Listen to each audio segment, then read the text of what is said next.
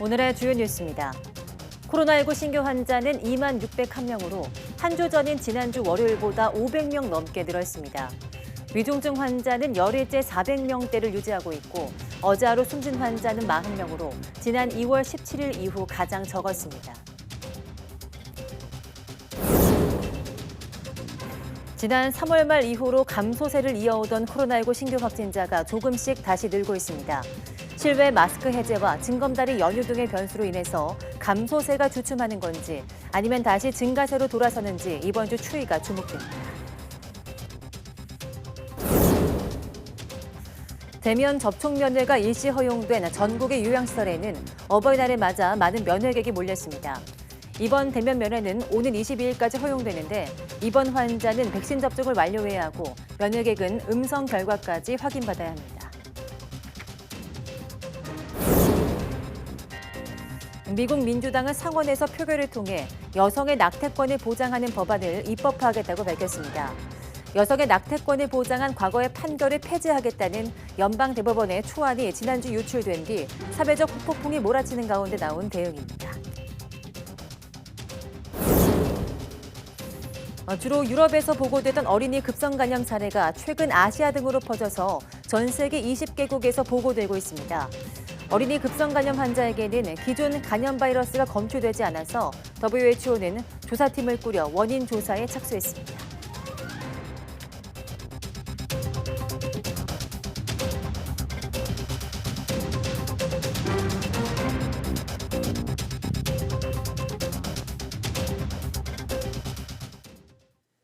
네, 여러분 안녕하십니까? 5월 9일 사이언스 투데이입니다. 오늘 0시 기준 코로나19 환자는 2만 601명으로 어제보다 2만 명 가까이 줄었습니다. 다만 일주일 전 같은 요일과 비교하면 500명 넘게 늘었습니다. 휴일 검사 건수가 줄어든 영향으로 전날보다 환자가 줄긴 했지만 일주일 전보다 환자가 늘면서 유행 감소세가 주춤하는 양상입니다. 위중증 환자는 전날보다 2명 줄어든 421명으로 열흘째 400명대를 유지했습니다. 하루 새 숨진 환자는 40명으로 지난 2월 17일 36명 이후 가장 적습니다.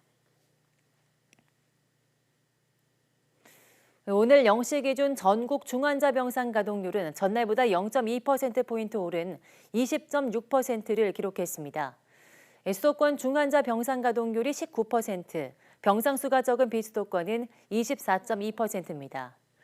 재택치료 환자는 24만 1,315명으로 전날보다 1,000여 명 늘었습니다. 이 가운데 하루 2번 모니터링을 받는 집중관리고는 19,000명입니다. 오미크론 변이 확산이 정점에 달했던 지난 3월 말 이후 줄곧 감소해왔던 신규 확진자 수가 최근 주춤하는 모습입니다. 징검다리 연휴나 야외 마스크 해제 등이 변수로 지목되고 있는 가운데 감소세가 잠시 주춤한 건지 다시 증가세로 돌아선 건지는 좀 더 추이를 지켜봐야 할 것으로 보입니다. 김평정 기자입니다. 오미크론 변이가 급속도로 퍼지며 하루 신규 환자가 수십만 명씩 나왔던 3월 이후 코로나19 유행 감소세가 줄곧 이어졌습니다.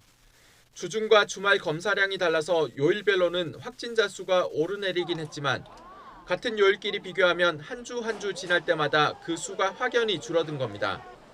이런 감소세가 이번 징검다리 연휴에 처음으로 주춤하는 양상을 보였습니다. 신규 환자가 4만 명 조금 넘게 나왔는데 지난주보다 2,300여 명 늘면서 소폭 반등하는 그래프를 그린 겁니다. 전주 같은 요일보다 신규 환자가 증가한 건 3월 23일 이후 46일 만입니다. 원인으론 우선 어린이날부터 징검다리 연휴가 이어져 진단검사가 몰리는 요일에 일시적 변화가 생겼을 가능성이 꼽힙니다. 실외 마스크 의무가 해제된 뒤 외출 인파가 늘면서 유행에 영향을 미쳤을 수도 있습니다. 정확한 원인과 함께 유행 감소세가 정체된 건지 아니면 증가세로 바뀐 건지는 한 주 더 추이를 봐야 파악할 수 있을 전망입니다. 정부도 하루 확진자 변화로는 전체 흐름을 평가하기 어렵다며 주 평균 추이 등의 변화를 봐야 알 수 있다고 설명했습니다. 다만 면역을 갖춘 인구가 많기 때문에 감소세에 큰 변화는 없을 거라고 보고 있습니다.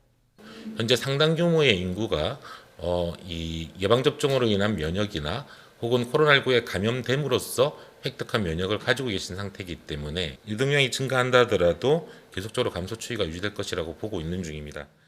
스텔스 오미크론보다 전파력이 25% 안팎 더 빠른 오미크론 세부 계통 변이가 최근 국내에서도 발견되는 등 새로운 변이 바이러스의 유입도 앞으로의 유행 추이에 영향을 줄 변수로 꼽힙니다.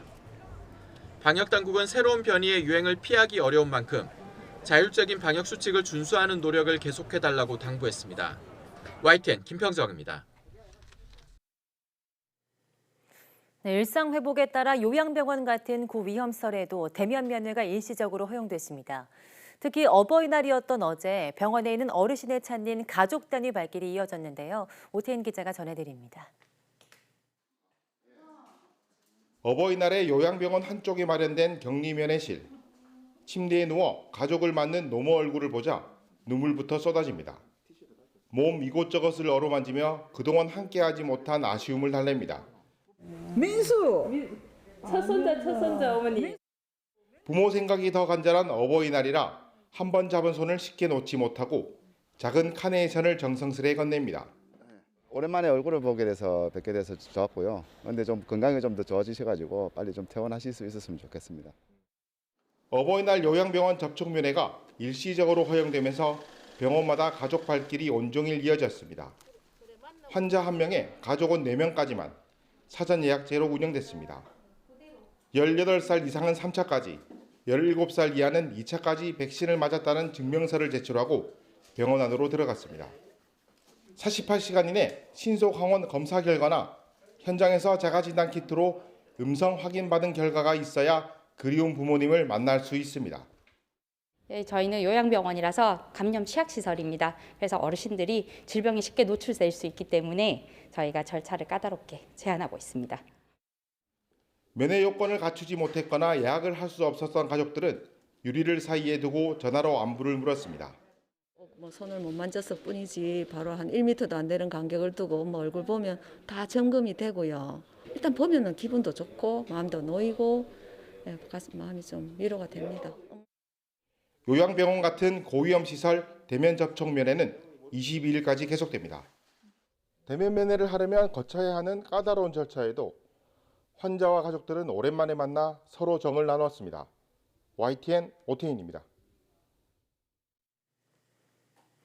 미국에서 여행이 재개된 일부 크루즈선에서 코로나19가 대규모로 발병해 질병통제예방센터 CDC가 조사에 착수했습니다. CNN은 지난달 14일 마이애미에서 출발해 파나마 해협을 통과한 뒤 지난 3일 시애틀에 도착한 크루즈선 카니발 스피릿에서 코로나19 환자가 대규모로 발생해 CDC가 조사하고 있다고 보도했습니다. 이 선박의 승선 인원은 승객 2,124명, 승무원이 930명이었습니다. CDC는 이 크루즈선을 오렌지 등급으로 분류했는데 CDC의 가이드라인으로는 전체 승객 또는 승무원의 0.3% 이상이 양성 판정을 받은 경우입니다. 중국 수도 베이징의 봉쇄 가능성이 여전히 거론되고 있는 가운데 이번 주에도 모든 학교의 등교가 중단되고 음식점의 영업은 계속 금지됩니다. 베이징시의 이 같은 조치는 코로나19의 확산을 막기 위한 것으로 이런 봉쇄 직전의 상태가 지난주부터 이어지고 있습니다. 베이징시 당국은 코로나19 감염자나 밀접 접촉자가 나와서 봉쇄된 건물이 현재 783개라고 밝혔습니다. 이런 가운데 베이징시에서는 그제 하루 모두 62명의 감염자가 새로 발생해 이른바 제로 코로나라는 목표와는 여전히 거리가 먼 상태입니다. 베이징시는 이에 따라 감염자가 주로 발생하는 차오양구와 둥청구 등 5개 구에 대해서 어제부터 3일 연속으로 하는 핵산 검사를 다시 진행하고 있습니다. 어린이 급성 간염 의심 환자 수가 최근 한 달 새 220명을 넘어섰습니다. 감기를 일으키는 아데노바이러스나 장기간의 코로나19 방역 조치와 관련이 있을 거란 주장이 나오고 있지만 아직 정확한 원인은 밝혀지지 않았습니다. 보도에 김형근 기자입니다. 인도네시아 자카르타에서는 최근 어린이 3명이 급성 간염 증세를 보여 치료받다 숨졌습니다. 일본과 싱가포르에서도 의심 사례가 보고됐습니다. 세계보건기구 WHO에 보고된 어린이 급성 간염 의심 사례는 현재 220여 건에 이릅니다. 지난달 중순까지만 해도 유럽에서 주로 보고됐는데 어느새 20개국으로 늘었습니다. Majority being from Europe, but also we have received reports on cases from Tahoe, Wipro, and Sierra, that's Americas, Western Pacific, and Southeast Asia. 어린이 환자들은 대체로 복통과 설사, 구토 등의 증상을 보인 뒤 급성 간염으로 이어졌습니다. 황달 증상도 동반됐지만 기존 간염 바이러스는 검출되지 않았습니다. Las causas más frecuentes, digamos, de hepatitis, que son los virus de las hepatitis, el A, el B, el C, el E y el D, han sido excluidos después de las pruebas de laboratorio. 어린이 환자 중 4명은 간 손상이 심각해 숨졌고 10명 이상은 간 이식을 받은 것으로 알려졌습니다. 전문가들은 감기를 일으키는 아데노바이러스와의 관련성을 의심하고 있습니다. 어린이 환자 절반 정도에서 아데노바이러스가 검출됐기 때문입니다. 하지만 아데노바이러스 감염으로 간까지 손상되는 경우는 거의 없어서 원인으로 단정 짓기는 어렵습니다. 일부에서는 코로나19 방역 조치가 영향을 끼쳤을 거라는 주장도 있습니다. 오랜 기간 사회적 거리 두기로 외부 노출이 줄면서 면역 체계가 약해져 바이러스에 더 강하게 반응할 수 있다는 겁니다. WHO는 조사팀을 꾸려 식중독이나 약물, 금속과 같은 비감염성 원인에 대해서도 조사하고 있습니다. YTN 김영근입니다.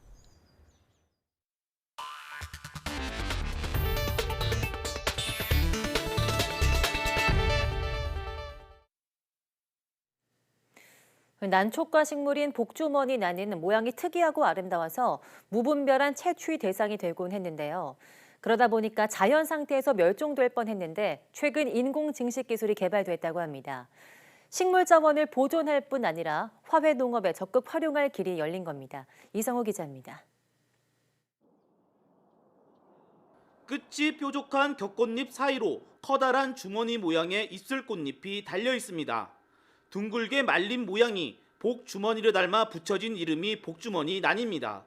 무분별한 채취와 낮은 발화율 때문에 전국에 2천여 주만 남아 멸종 위기에 놓였습니다. 이처럼 야생에서 찾아보기 힘든 복주머니 난을 충북농업기술원과 국립수목원이 공동 연구를 통해 인공 증식에 성공했습니다. 2001년부터 연구를 시작해 마침내 복주머니 난이 자라는 데 알맞은 온도와 습도 등 최적의 생육 환경을 찾아냈습니다. 이를 통해 자연 상태에서 0.1%에 불과한 발화율을 64%까지 끌어올렸습니다. 밝은 유도 단계 그리고 초벌식을 형성시키는 신화 형성 단계가 있는데 각 배양 단계별로 배지가 다릅니다. 그래서 각 배양 단계별로 최적의 배지를 선정해서 이런 기술을 확보하게 된 것이죠. 농업기술원이 이번에 공개한 복주머니 난은 토종 복주머니 난 등 20여 종, 인공 증식에 필요한 기술 가운데 2건은 특허 등록을 완료하고 기업체에 기술 이전까지 마쳤습니다. 또 다른 기술도 특허 출원이 진행 중입니다. 소중한 유전 자원들을 복원하고 대량 증식하여 농민들에게 소득 자원이 될 수 있도록 적극 노력할 것이며 원예 산업 활성화에 더욱 노력할 것입니다. 인공 증식 기술 덕에 돌아온 멸종 위기 식물이 농가 살림까지 도울 날이 멀지 않았습니다. YTN 이성호입니다. 경유의 장점은 비교적 저렴한 가격인데 요즘은 꼭 그렇지만도 않습니다. 정부가 유류세를 인하했는데도 경유값은 오히려 오르거나 휘발유 값을 역전하기도 했습니다. 어떤 이유 때문인지 이승윤 기자가 취재했습니다. 유류세를 20%에서 30%로 추가 인하하면서 주유소 휘발유 가격은 다소 안정세로 돌아섰습니다. 한국석유공사의 유가정보 사이트 오피넷을 보면 최근 전국 주유소의 휘발유 판매 가격은 1938원에서 1932원 사이를 오르내렸습니다. 반면 경유는 1904원에서 1925원으로 올라 일부 지역에선 휘발유 값을 역전하기도 했습니다. 여기엔 크게 2가지 이유가 있습니다. 첫 번째는 러시아의 우크라이나 침공 이후 전 세계적으로 경유 공급 부족 현상이 발생했기 때문입니다. 유럽의 전체 경유 수입 물량 중 60%를 차지하던 러시아산이 막히면서 가격이 급등한 겁니다. 실제로 우크라이나 주유소 앞엔 차량 줄이 끝없이 이어져 있지만 경유는 물량이 없어서 거의 주유가 불가능할 정도입니다. 주유소를 가는 줄이에요. 이게 차가 밀린 게 아니라. 디젤이 거의 없고요. 거의 휘발유만 5리터 넣어주거나. 두 번째 이유는 경유보다 휘발유에 더 붙는 유류세 특성으로 인해 인하 효과도 휘발유가 더 크다는 점입니다. 지난 1일부터 유류세는 똑같이 30%씩 인하됐지만 경유는 58원, 휘발유는 83원이 내렸습니다. 휘발유보다 싼 값이 장점이라던 경유. 무엇보다 러시아의 우크라이나 침공이 끝나거나 러시아산 경유의 수출이 예전처럼 재개되지 않는 한 가격 고공행진은 계속될 수밖에 없습니다. YTN 이승윤입니다. 미국 상원이 현지 시간으로 오는 11일 여성의 낙태 권한을 보장하도록 조문한 법안에 표결에 들어갈 것으로 보입니다. 척 슈머 민주당 상원 원내대표는 현지 시간 8일 뉴욕에서 기자회견을 열어 모든 미국인은 여성의 낙태권에 대한 상원 의원들의 입장을 보게 될 것이라면서 이같이 밝혔습니다. 그러면서 오는 11일 법안에 대해서 표결하기 위해 오는 9일에 토론을 종결할 것을 요청하는 의안을 제출할 것이라고 밝혔습니다. 이는 1973년 판결 이후 지난 50년간 사실상 미국에서 법률과 같은 역할을 해온 여성의 낙태권을 보장한 로데웨이드 판결을 연방대법원이 폐지하기로 방침을 정한 초안이 최근 공개된 데 따른 조치입니다. 우크라이나 남동부 지역에 대한 러시아의 공격이 별다른 성과를 거두지 못한 가운데 러시아가 2차 세계대전 승전 기념일을 맞았습니다. 승전 기념 열병식에 핵전력이 다소 등장할 것으로 예고된 가운데 푸틴 대통령이 어떤 메시지를 내놓을지 주목됩니다. 보도에 김은건 기자입니다. 모스크바의 크렘린 앞 불궁광장에서 2차 세계대전 승전을 기념하는 열병식 예행 연습이 한창입니다. 연습에는 군 병사들과 기갑부대, 각종 전투기와 폭격기 등이 차례로 등장했습니다. 특히 야르스 대륙간 탄도미사일 등 전략 핵 미사일과 함께 지휘 통제기 일류신 80도 모습을 드러냈습니다.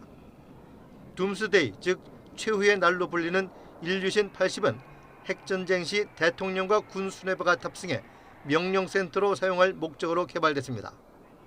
러시아가 앞서 경고한 대로 우크라이나 전쟁에 핵 전력을 사용할 수 있다는 무력 시위로도 풀이됩니다.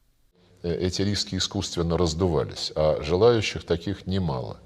Опасность серьезная.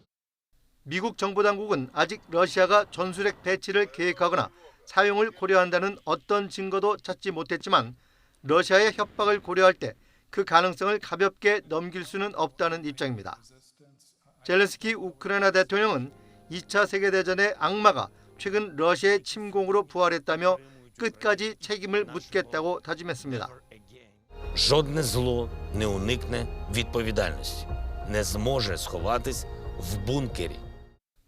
전승 기념일을 앞두고 푸틴 대통령은 옛 소련 등 외국 지도자 등에게 나치주의 부활을 막아야 한다는 내용의 축전을 보냈습니다. 푸틴은 승전 기념식에서도 우크라이나가 신나치 세력이라며 이번 전쟁의 정당성을 강조할 것으로 보입니다. 하지만 전력을 집중하는 동남부 지역에서도 확실한 성과를 거두지 못하고 있는 만큼 승리를 선언하지 못한 초라한 기념식에 그칠 것이란 전망도 나옵니다. YTN 김은건입니다. 네, 러시아군이 우크라이나 민간인들이 대피해 있는 학교 건물을 폭격해 수십 명이 건물 잔해에 깔려 숨졌을 것으로 추정됩니다. 우크라이나 측은 러시아군의 무차별적인 미사일 공격으로 지금까지 박물관과 문화유적도 200여 곳이 파괴됐다고 밝혔습니다. 보도에 김형근 기자입니다. 우크라이나 동부 돈바스의 루안스크 지역. 학교 건물이 형체를 알아볼 수 없을 정도로 부서졌습니다. 일부는 완전히 무너져 벽돌과 나무 조각만 어지럽게 흩어져 있습니다. 루안스크 당국은 러시아 폭격기가 학교 건물에 폭탄을 투하했다고 밝혔습니다. 이 건물 지하실에는 주민 90여 명이 대피해 있었던 것으로 알려졌습니다. 일부는 구조됐지만 수십 명은 잔해더미에 깔려 있습니다. максимально швидко розібрати завали, але дуже маленькі шанси на те, щоб там залишився хтось живий. Але сподіваємось на краще. 북동부 하르키우의 박물관에도 미사일이 날아들어 귀중한 유물들이 파괴됐습니다. Шкоди нанесло великої. Музей практично розрушений. 러시아는 우크라이나를 바다로부터 단절시키기 위해 오데사 항에도 미사일 공격을 퍼부었습니다. 젤렌스키 우크라이나 대통령은 지금까지 러시아군이 파괴한 문화유적이 200곳이 넘는다며 분통을 터뜨렸습니다. Сьогодні ж загарбники нанесли ракетний удар по Одесі, по місту, в якому майже кожна вулиця має щось пам'ятне, щось історичне. Але для російської армії і це не має. 러시아군은 주말 동안 돈바스와 남부 여러 도시에 집중적으로 포격을 가했습니다. 하지만 우크라이나군도 흑해에 있는 러시아 함정을 또 격침하고 러시아군 기지를 공격하는 등 강하게 맞서고 있습니다. YTN 김영근입니다. 주요 7개국 정상들이 러시아 경제 고립을 가속하기 위해서 러시아 석유 수입을 단계적으로 중단하거나 금지하기로 했습니다. 미국은 러시아 국영방송사 3곳 등에 대한 제재를 추가한 가운데 질 바이든 여사와 트루도 캐나다 총리가 각각 우크라이나를 전격 방문해 지원 의사를 밝혔습니다. 워싱턴에서 강태욱 특파원이 보도합니다. G7 정상들이 볼로디미르 젤렌스키 우크라이나 대통령과 화상 정상회의 뒤 러시아 고립을 강화하는 내용의 공동 성명을 내놨습니다. 러시아가 의존하는 핵심 서비스를 차단해 러시아 경제의 모든 부문에 걸쳐 타격을 주겠다는 겁니다. 특히 러시아 석유 수입의 단계적 중단 혹은 금지를 통해 러시아 에너지에 대한 의존을 점진적으로 중단할 것을 약속했습니다. 이미 원유와 가스 수입을 금지한 미국과 달리 러시아 에너지 의존도가 훨씬 큰 유럽은 아직이지만 곧 조치에 나서겠다는 겁니다. 러시아 원유 공급은 6개월 이내에 석유 제품 공급은 올해 말까지 중단하는 것을 협의하고 있습니다. Европейцы хотят еще ввести санкции относительно перевозок нефти. То есть все становится затратнее, сложнее, и это приводит только к увеличению затрат. В конечном итоге, может быть, даже и добыча несколько снизится. 미국은 별도로 러시아 국영방송사 3곳을 제재한다고 밝혔습니다.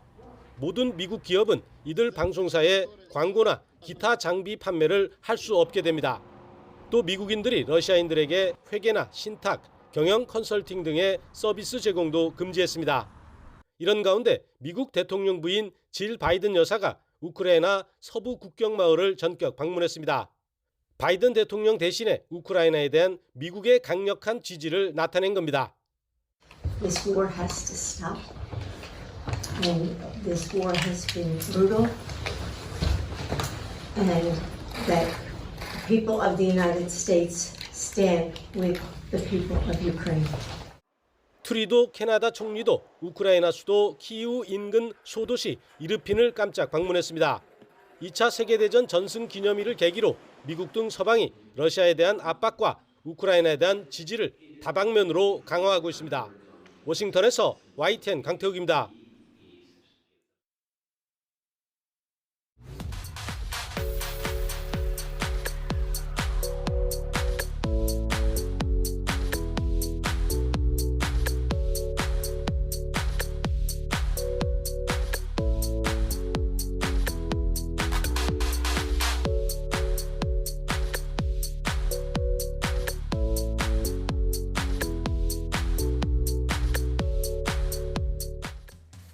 혈액의 요산의 농도가 높아져 관절에 염증이 생기는 질병, 바로 바람만 스쳐도 아프다는 통풍입니다. 술과 기름진 음식의 섭취가 주요 원인 중 하나라고 하는데요. 오늘 오후 사이언스 투데이 내문 보고서에서 알아보도록 하겠습니다. 많은 시청 바랍니다. 함께해 주신 여러분 고맙습니다.